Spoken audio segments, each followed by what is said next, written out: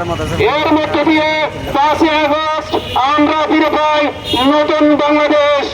আজকে এই সমাবেশ থেকে আমরা 24-এর গণহত্যা যারা নিহত হয়েছেন তাদেরকে স্মরণ করব এবং এর বিচারের জন্য আমরা প্রশাসনের কাছে আহ্বান জানাবো। এই পর্যায়ে বক্তব্য নিয়ে আসছেন খেলাফত মজলিসের চট্টগ্রাম মহানগরীর সাংগঠনিক সম্পাদক জনাব মোস্তফা কামাল ফয়সাল।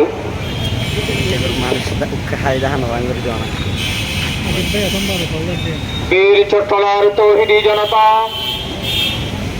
জ্ঞান অর্জন, চরিত্র গঠন ও সমাজ বিপ্লবের আদর্শিক কাফেলা বাংলাদেশ ইসলামিক ছাত্র মজলিস চট্টগ্রাম মহানগরী শাখার উদ্যোগে আয়োজিত আজকের এই সমাবেশে উপস্থিত রয়েছেন ছাত্র মজলিসের কেন্দ্রীয় দায়িত্বশীল এবং মহানগরী সহ স্থানীয় দায়িত্বশীল বৃন্দ।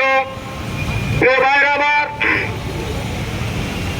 আজ আমরা ফ্যাসিস্ট মুক্ত হয়েছি প্রায় 1টা বছর হয়ে গেছে, কিন্তু এখনো পর্যন্ত ফ্যাসিস্টের এই যে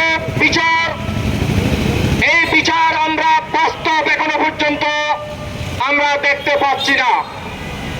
এই জুলাই থেকে আরেকটা জুলাই চলে এসেছে আমাদের সামনে।